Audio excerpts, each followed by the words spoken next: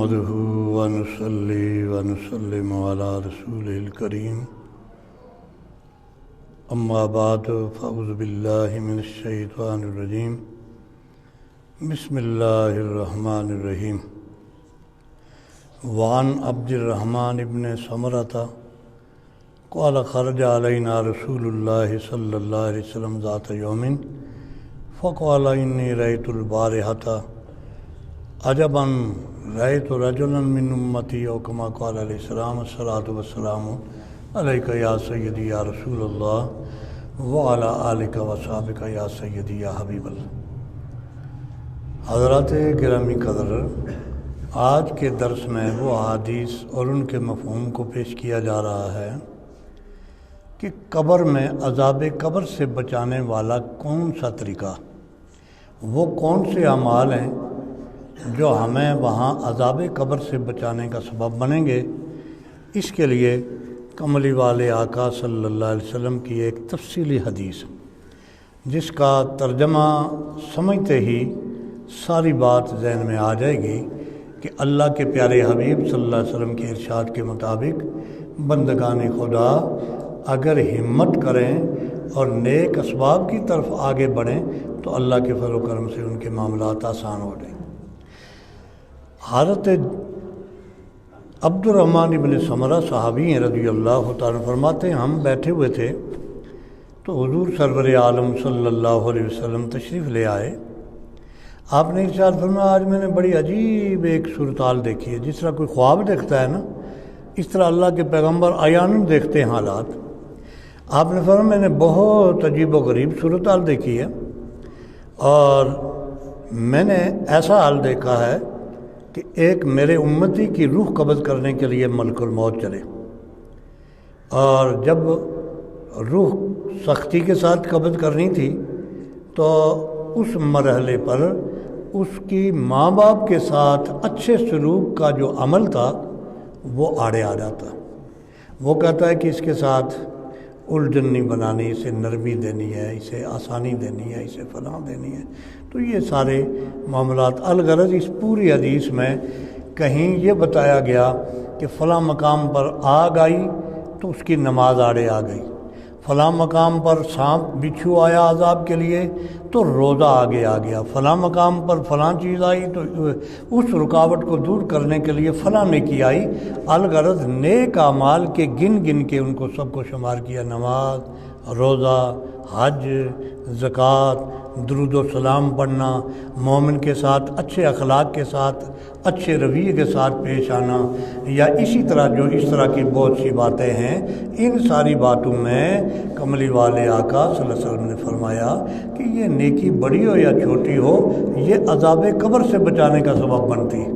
کہ اگر بندہ مومن یہ سمجھے کہ میں عذاب قبر سے کیسے بچوں، تو اسے یہ سبق یاد رہنا چاہیے کہ وہ نمازی ہو، روزہ دار ہو، متقی ہو، پرہیزگار ہو، وہ اچھے حالات سے دوچار ہو تو اس کے نیک اعمال اس کو۔ ایک حدیث میں تفصیل سے یہ بات آتی ہے کہ حضور کملی والے آقا صلی اللہ علیہ وسلم نے ارشاد فرمایا کہ جب بندے کو دفن کر کے ورثاء قبر کو مکمل کر کے واپس چلے جاتے ہیں تو میت کو سوالات کے لیے منکر نکیر اور فرشتے وہ آزمتے ہیں۔ اسی مرحلے پر جب وہ بڑی مشکل سے دوچار ہوتا ہے تو اللہ کریم کی طرف سے جب پوچھنے کا مرحلہ درپیش ہے، پوچھنے والے فرشتے تو حاضر ہیں، اب وہ بالکل تنہا ہے، اکیلا ہے، کوئی اس کے ساتھ نہیں ہے، تو اب اس مقام پر اچانک وہ اللہ کا بندہ دیکھے گا کہ انتہائی خوبصورت حسین و جمیل شکل والا ایک شخص آئے گا۔ وہ آگے آڑے آئے گا، وہ کہے گا یہ اللہ کا نیک بندہ ہے، اس کے ساتھ یوں سلوک کرنا۔ اچھا، وہ سفارش کرے گا، بات بنتی چلی جائے گی۔ قبر والا پوچھے گا تم کون ہو جی؟ میں نے پہچانا نہیں تمہیں، تو کون ہے جو مجھ غریب کی سفارش کر رہا ہے اور مجھے بچانے کی فکر دامنگیر ہے تیرے؟ تو وہ کہتا ہے، کوئی ایک مرحلہ آتا ہے تو وہ کہتا ہے میں تیری نماز ہوں، دوسرا مرحلہ آتا ہے وہ کہتا ہے میں تیرا روزہ ہوں، تیسرا مرحلہ آتا ہے وہ کہتا ہے میں تیری وہ قرآن شریف کی تلاوت، تو جو لوگ سوئے رہتے تھے تو رات کو بیدار ہو کے تلاوت کیا کرتا تھا، میں تیری فلاں نیکی ہوں، فلاں نیکی ہوں، فلاں نیکی ہوں، تو نیکیاں مجسم ہو کے خوبصورت شکل اور حلیہ بن کے وہاں پیش ہو جاتے ہیں۔ تو اس کا خلاصہ یہ ہے کہ نبی کریم صلی اللہ علیہ وسلم کے ارشاد کے مطابق بندگان خدا اگر عذاب قبر سے بچنا چاہیں تو ان کے لیے بہترین حالت یہی ہے کہ ان کے اس حال کے لیے اپنے آپ کو تیار کیا جائے کہ نیک اعمال کا ذخیرہ جمع کیا جائے۔ یہ نیک اعمال کا ذخیرہ قبر میں اسے کام آتا۔ اب اس قبر میں نعمت، آسانی اور یہ جو اچھا لباس مہیا ہوتا ہے، سرکار نے اس کے لیے جو ارشاد فرمایا، آپ نے فرمایا لیس علی اہل لا الہ الا اللہ وحشت، جو لا الہ الا اللہ پڑھنے والے لوگ ہیں ان پر تو وحشت ہوتی ہی نہیں، نہ قبر میں انہیں گھبراہٹ ہے، نہ حشر میں گھبراہٹ ہے، نہ حشر کے دن جب قبروں سے نکلیں گے اس وقت گھبراہٹ ہے۔ یہ تو ساری آسانی ہے لا الہ الا اللہ پڑھنے والوں کے۔ کل جمعہ کو بھی آپ نے سنا ہوگا کہ اللہ تعالیٰ نے جو ماہ رمضان میں چند چیزیں بیان فرمائیں، 4 چیزوں کا حکم فرمایا کہ 4 چیزیں تم کیا کرو۔ ایک، جنت کی طلب کیا کرو، جہنم سے پناہ مانگو، اور 2 دوسری وہ ہیں جن سے تمہارا رب بڑا راضی ہوتا ہے۔ ایک توبہ استغفار کیا کرو، دوسرے لا الہ الا اللہ کثرت سے پڑھا کرو۔ تو یہ جو لا الہ الا اللہ کا وظیفہ زندگی بھر جس کا ہوتا ہے، اللہ کے فضل سے جب قبر میں جاتا ہے تو اللہ تعالیٰ ان کے معاملات کو آسان فرماتا ہے۔ اسی سے امام جلال الدین سیوطی رحمۃ اللہ علیہ نے فرمایا کہ یہیں سے یہ بات واضح ہوتی ہے کہ منکر نکیر جب سوالات کرنے والے فارغ ہو کے چلے جاتے ہیں تو جو کامیاب ہونے والے لوگ ہیں وہاں ناز و نعمت میں ہوتے ہیں، انہیں خوبصورت لباس، جو کفن ہم دیتے ہیں وہ اپنے مقام پر رہ جاتا ہے۔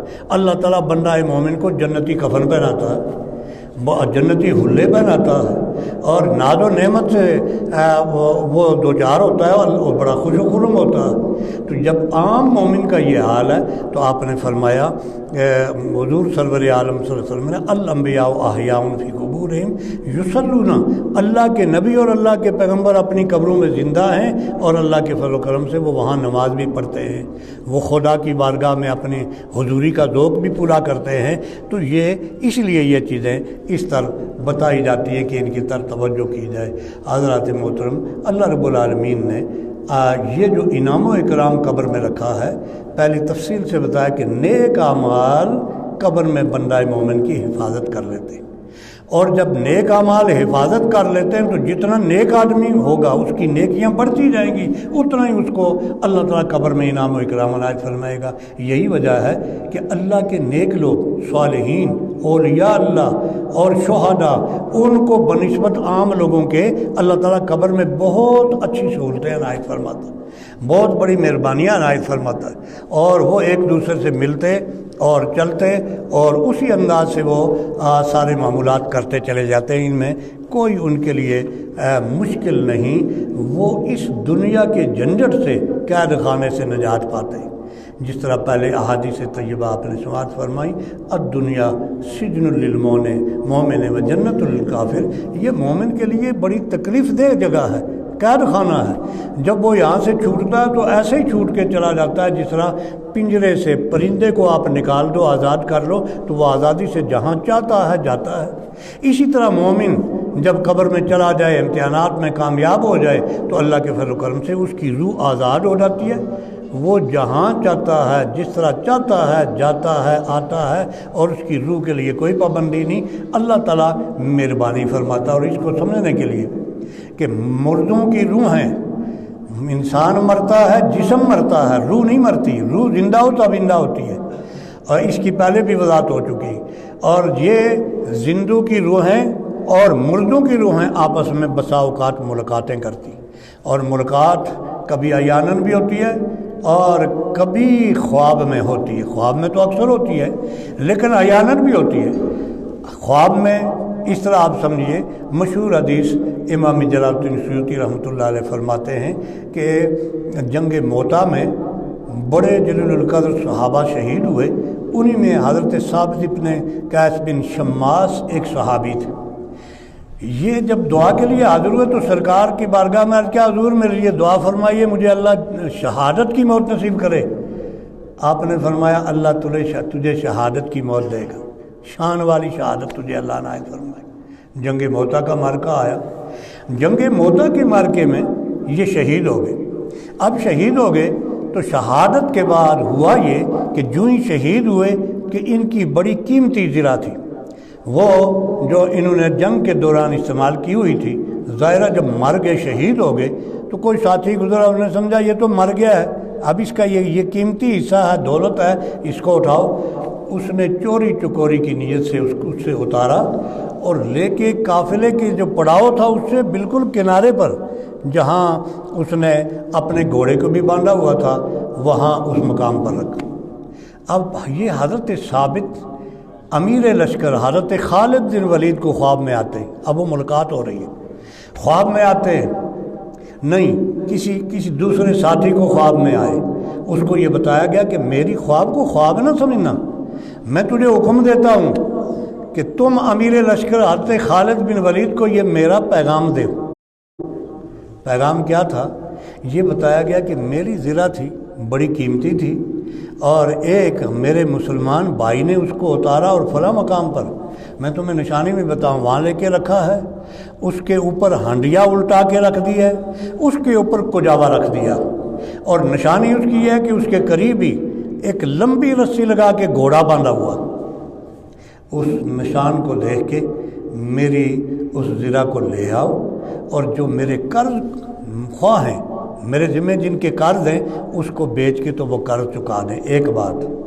اور دوسری بات خالد بن ولید کو یہ بتانا کہ امیر المومنین خلیفۃ المسلمین حضرت ابوبکر صدیق کی بارگاہ میں جب مدینہ منورہ میں پہنچو تو میری یہ گزارش پہنچا دینا کہ میرے ذمے فلاں فلاں کا قرض ہے، وہ یہ ادا کر، وہ بیت المال سے ادا کریں گے۔ اب جو ہی اس کی آنکھ کھلی، جس نے یہ خواب میں ملاقات ہوئی نا، باتیں ہوئیں، آنکھ کھلی، وہ سدھرا حضرت خالد بن ولید کے پاس پہنچ گیا۔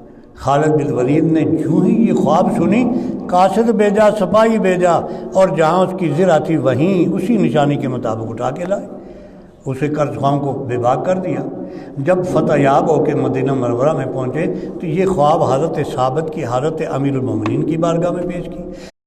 آپ نے پھر باضابطہ ان کی جو کہی ہوئی بات تھی اس کو باضابطہ شرعاً نافذ کر دیا کہ جو جس انداز سے آپ نے بتایا تھا ان قرض خواہوں کو وہ مال دے کے بے باک کیا گیا۔ تو یہ زندے اور مردے کے روح ملتی ہیں، ملاقاتیں ہوتی ہیں، بسا اوقات زندہ مردے کو کچھ کہتا ہے اور مردے کی روح زندہ کو کچھ کہتی ہے۔ یہ اکثر و بیشتر معاملات ہوتے ہیں، اور انہی معاملات میں پھر آگے بات بڑھتی ہے۔ حضرات محترم، میرے آقا صلی اللہ علیہ وبارک وسلم کے خدام جب ان درجات سے ہمکنار ہوتے ہیں تو اللہ یہ منزل عنایت فرماتا ہے۔ حضرت امام جلال الدین سیوطی نے ایک واقعہ لکھا، آپ فرماتے ہیں کہ تین آدمی ایک فلاں مقام پر جہاد کرتے کرتے گرفتار ہو گئے، عیسائیوں کے قبضے میں چلے گئے۔ عیسائیوں نے 2 کو تو شہید کر دیا، اور ایک کو اس کے کسی امیر وزیر نے بچانے کی فکر کی، اس کو یہ کر دیا جائے، وہ کر دیا۔ اس نے ہر حربہ استعمال کیا، حتیٰ کہ اپنی لڑکی بھی اسے پیش کی کہ اس لڑکی سے تیرا نکاح کیا جائے گا، تجھے میں اپنا مال آدھا تقسیم کر کے دوں گا، تو دین نصرانیت قبول کر لے، عیسائیت کو قبول کر لے۔ اس نے کہا انا للہ و انا الیہ راجعون، مجھے یہ منظور نہیں، میں اپنا دین نہیں چھوڑ سکتا۔ بات بڑھتی چلی گئی، نتیجہ یہ ہوا کہ اس عیسائی کی لڑکی نے پوچھا کہ میں سمجھ رہی ہوں کہ تم دین کے بڑے پکے ہو، جس راستے پر چل رہے ہو بہت عمدہ راستہ تم پا رہے ہو، تب اس کے لیے سب قربانیوں کے لیے تیار ہو، یہ بتاؤ کہ تم یہاں ہمارے پاس رہنا چاہتے ہو یا واپس جانا چاہتے ہو؟ انہوں نے کہا میں اپنے علاقے میں جانا چاہتا ہوں۔ انہوں نے کہا اچھا میں تیری مدد کرنا چاہتی ہوں۔ لڑکی نے زادرہ تیار کیا، لڑکی عیسائی تھی لیکن اس کے کردار و عمل کو دیکھ کے کہ اس نے غیر محرم لڑکی کے ہونے کے باوجود کوئی غلط حربہ استعمال نہیں کیا، اس پر اثرات پڑے۔ نتیجہ یہ ہوا اس نے زیادہ راہ دے کے، اس نے رات کا وقت ہوا، انہیں ایک ستارے کی طرف اشارہ کر کے بتایا کہ یہ ستارہ اس کے روشنی میں تم چلی جاؤ، یہ فلاں ملک میں پہنچائے گا، فلاں علاقے میں پہنچائے گا، تم اپنے علاقے میں چلے جاؤ گے۔ چنانچہ اللہ کی شان ہے کہ وہ کسی ایسے مقام پر پہنچا کہ جہاں اپنے ایریے میں تو داخل ہو گیا لیکن ابھی تھوڑی مسافت تھی۔ اچانک اس نے سنا کہ گھوڑ دوڑ آ رہے، گھوڑے بڑی برق رفتاری کے ساتھ دوڑے آ رہے اور ان پر کوئی سوار ہے۔ جب قریب آئے تو اس کا نام تھا عمیر۔ انہوں نے کہا تو عمیر ہے؟ انہوں نے کہا بالکل میں ہوں۔ اس نے پہچان لیا، اچھا تم وہی میرے دو بھائی ہو جن کو شہید کر دیا تھا؟ انہوں نے کہا بالکل بے شک، لیکن آپ نے دیکھا نہیں کہ جہاں گرم تیل میں ہمیں ڈال کے شہید کیا گیا وہ پہلا ہی غوطہ تھا ہمارا، دوسرے غوطہ تو ہم نے جنت الفردوس میں پہنچ کے لگا دیا، ہم جنت میں پہنچ گئے تھے۔ اب ہمارے لیے دنیا کی کوئی سزا نہیں تھی، ہم آزاد ہیں۔ اچھا جی کدھر جا رہے ہو؟ انہوں نے بتایا کہ آج خلیفۃ المسلمین حضرت عمر ابن عبدالعزیز فوت ہو گئے، ان کے جنازے پر شہداء کو اجازت ملی کہ تم شریک ہو، فرشتے بھی آئے، شہید بھی آئے، تو ہمیں بھی ان کے ساتھ اجازت ملی۔ تو اس راستے سے گزر رہے تھے، ہم نے محسوس کیا کہ ہمارا بھائی ادھر گزر رہا ہے تو ہم تیری مدد کرنا چاہتے ہیں، اچھا ہاتھ لا۔ برق سوار گھوڑے پر جو سوار تھا اس نے ہاتھ پکڑا، اس نے کہا کہ آنکھیں بند کرو، بس جھٹکا سا لگا، گھر کے قریب چھوڑ کے وہ چلتے بنے۔ یہ وہ روح ہیں، مرے ہوئے کی روح اور زندے کی روح ملاقات ہے۔ اور زندے کی روح کیا کہ بسا اوقات بالمشافہ براہ راست بھی مسابقت ہو جاتی ہے۔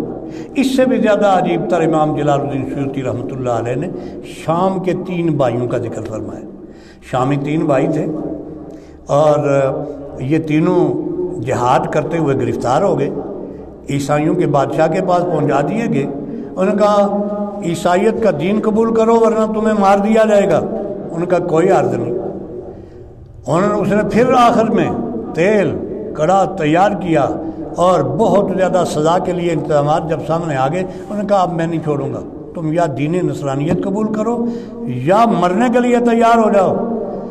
انہوں نے کہا دین نصرانیت، انا للہ و انا الیہ، اور ساتھ ہی انہوں نے کہا یا محمد، اب نبی کریم صلی اللہ علیہ وسلم کو پکارتے ہی اس کے بعد کیا ہوا، 2 بھائیوں کو تو یکے بعد دیگرے وہ ابلتے ہوئے تیل میں ڈال کے شہید کر دیا، اور ایک جو چھوٹا تھا بڑا حسین و جمیل بہت خوبصورت نوجوان تھا، اس کے وزیر کو ترس آ گیا کہ بادشاہ سلامت اسے مجھے دے دو اور اس کی میں خاطر تواضع کروں گا اور اس کو دین نصرانی کی طرف میں لے آؤں گا۔ انہوں نے کہا اچھا، انہیں مہلت دے دی۔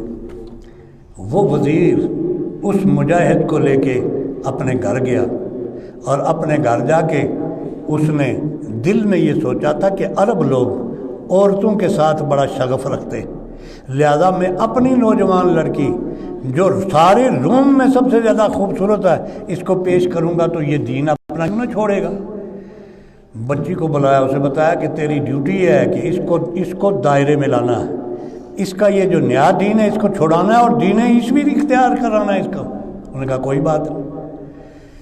اس کو الگ ایک مکان دیا گیا، لڑکی خدمت گار مقرر ہو گئی، لیکن وہ کیا تھا، دن کو روزہ، رات کو قیام اللیل، ساری رات کھڑے ہو کے نماز میں، کبھی نماز کی تکمیل ہوتی ہے دوگانہ پھر ہے، پھر تکمیل ہوتی ہے پھر دوگانہ ہے، رات کو نماز میں، دن کو روزے میں، کبھی بھی اس نے اس نوجوان غیر محرم عورت پر نظر اٹھا کے نہیں دیکھا۔ حضرات محترم، ہمارے وہ بھی تو اسلاف تھے جن کی پاک نگاہوں کے بدولت اسلام پھیلا، اسلام کی برکتیں وسعت اختیار کرتی چلی گئی۔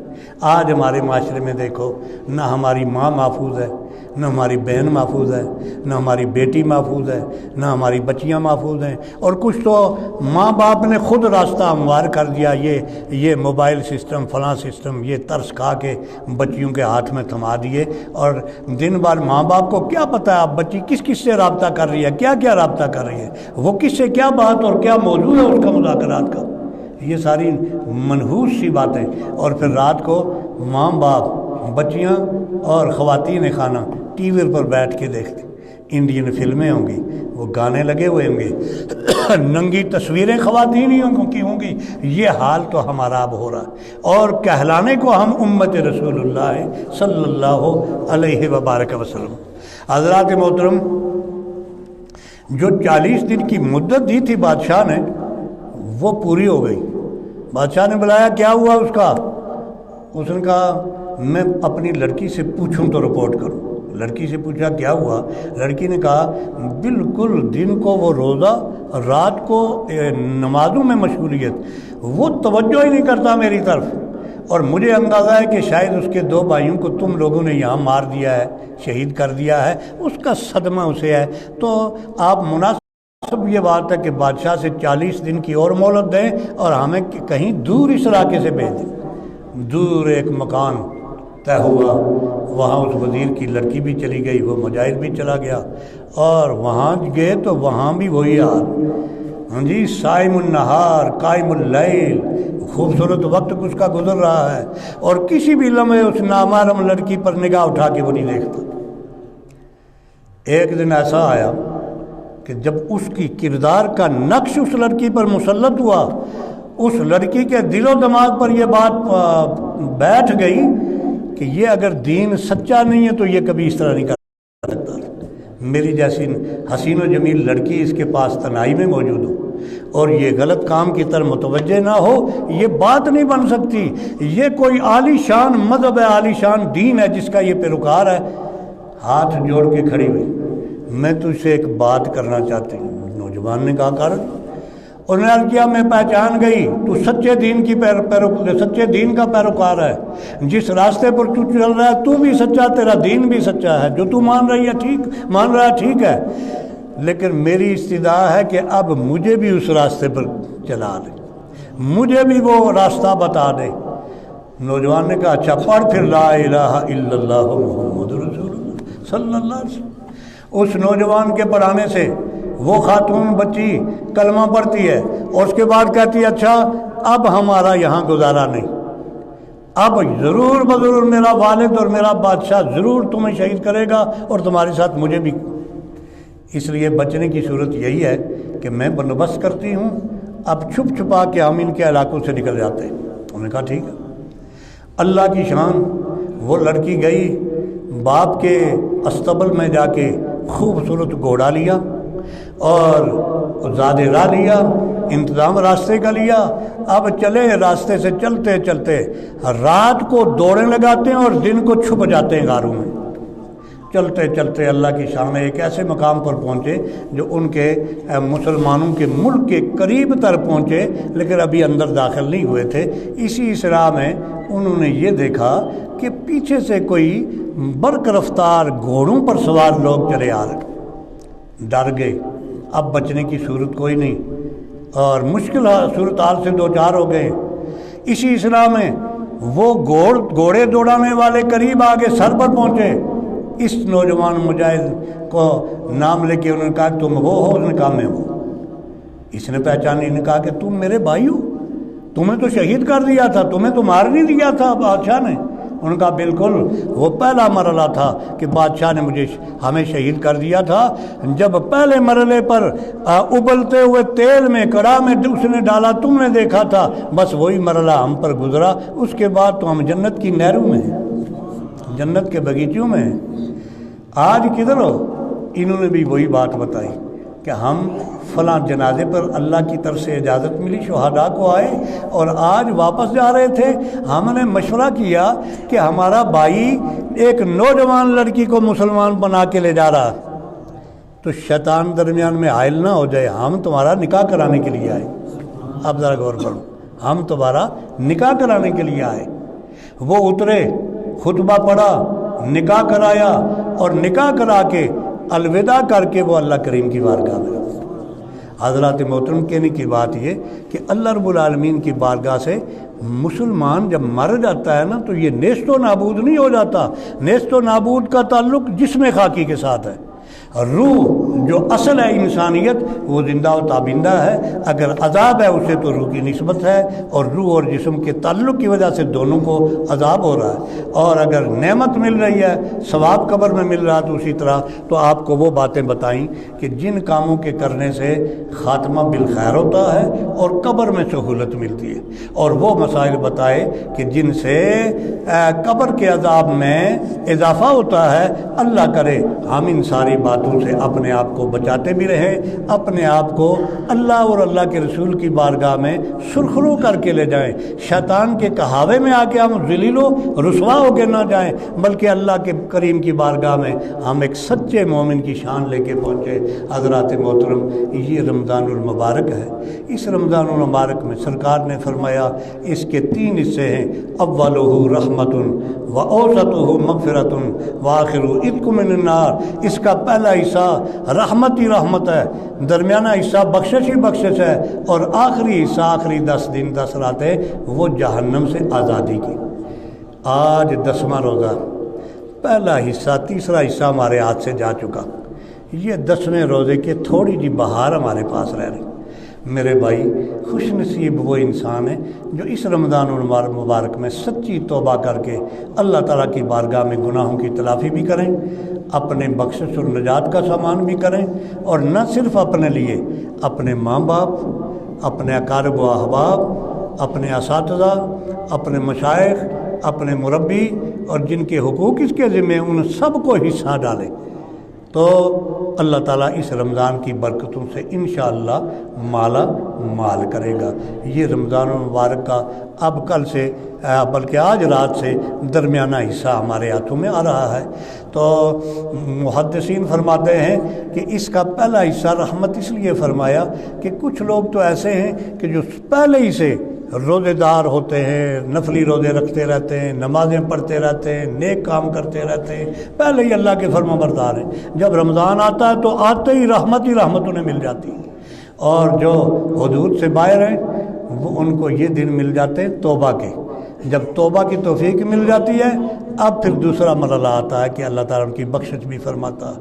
پھر آخری مرحلہ آتا ہے کہ جہنم سے آزادی کا پروانہ مل جاتا ہے، لیلۃ القدر بھی مل جاتی ہے. یہ ساری باریں ملتی ہیں. تو اللہ تعالیٰ ہمیں اپنے معمولات کو اپنی رضا کے لیے وقف فرمائے. ہمارا اٹھنا بیٹھنا چلنا پھرنا کھانا پینا اللہ کرے خدا کی رضا کے لیے ہو، رسول اللہ صلی اللہ علیہ وسلم کے صدقے میں ہمیں معافی عنایت فرمائے. حضرات گرامی، یہ چند ضروری جو اہم ترین ہمارے سمجھنے کے قابل مسائل تھے حضرت امام جلال الدین سیوطی رحمۃ اللہ کے حوالے سے شرح صدور سے بیان. انشاءاللہ کل سے پھر رمضان کے مسائل و فضائل کی دوسری بہار آئے گی. یہاں آپ کو ایک اور بات بتائی جائے کہ کئی دن سے کچھ ہمارے ساتھیوں کا مطالبہ ہے کہ کچھ دھیما ایک تذکرہ چل رہا ہے کہ حضرت امیر معاویہ رضی اللہ تعالیٰ عنہ کے بارے میں غالباً گزشتہ دنوں کوئی بات یہاں صحابہ کرام کے ادب و احترام کی گئی ہے. تو اس کے بارے میں کچھ لوگوں کا مطالبہ ہے کہ ہمیں اچھی طرح یہ سمجھا دیا جائے کہ یہ امیر معاویہ کون ہیں اور ان کے بارے میں اہل سنت کا موقف کیا ہے اور کیا ہونا چاہیے.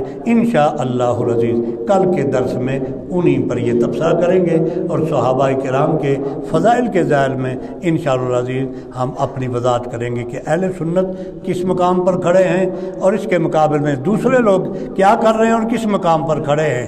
سنی حضرات کو، حضرات گرامی، دونوں طرف خطرناک منزلیں ہیں. ایک طرف خارجیت ہے، ایک طرف رافضیت ہے. ہمیں رفض و خروج دونوں خطرناک راستوں سے بچ کے درمیانہ راستہ اہل سنت و جماعت کا چلنا اور چلانا ہے. اللہ تعالی ہم سب کا حامی و ناصر ہو. اللہم صلی وسلم و بارک علی سیدنا مولانا محمد معدن الجود والکرام والکرام. خصوصیت کے ساتھ جناب چودھری یاسین گلشن صاحب کے لیے دعا فرمائیے. آپ کی دعاؤں سے اللہ تعالیٰ نے انہیں کچھ سہولت عنایت فرمائی ہے. اللہ تعالیٰ ان کی زندگی کی حفاظت فرمائے. اللہ تعالیٰ انہیں آسانی عنایت فرمائے. اللہ اپنی شفا سے شفا، اپنی دوا سے دوا عنایت. یا اللہ دیگر سب بیماروں کے شفاء کلی عنایت، جسمانی روحانی تندرستی عنایت. ہمارے ایمانوں کی حفاظت فرما. عالم اسلام کا بلا فرما. کشمیر، چیچنیا، فلسطین کو آزادی عنایت فرما. اے ارحم الراحمین، کنٹرول لائن پر بسنے والے مسلمانوں کی عزت، آبرو، جان، مال، ایمان کی حفاظت. جو شہید ہو کے درجات بلند فرما، جو زخمی ہیں بیمار ہیں اللہ جلد سے صحت بنا، یا اللہ جو دوسروں کے گھروں میں یا اللہ بغیر کسی وسائل کے گزارا کر رہے اللہ ان کو واپس اپنے گھروں میں آباد کرنے کے لیے غائبانہ اسباب مہیا فرما، یا اللہ اس مقام کو اس مرکز کو دن دونی رات چونی ترقی عنایت فرما، یا ارحم الراحمین جو فوت ہو گئے تیری بارگاہ میں ان کی بخشش عام فرما، اے ارحم الراحمین ہمارے صغیر کبیر گناہ معاف فرما، ہمارے ماں باپ کی بخشش فرما، ہمارے اساتذہ کی بخشش فرما، ہمارے مشائخ کی بخشش فرما، جن کے حقوق ہمارے ذمے ان کی بخشش فرما، یا اللہ جن کو کوئی پوچھنے والا نہیں ان کی بخشش فرما، ساری امت رسول اللہ کو نجات عنایت فرما، یا اللہ اس بستی اس علاقے پر فضل و کرم فرما، وصلی اللہ تعالی علی خیر خلق نور عرشی نبینا شفیع مولانا محمد و آلہ وصحبہ اجمعین برحمتک یا ارحم الراحمین۔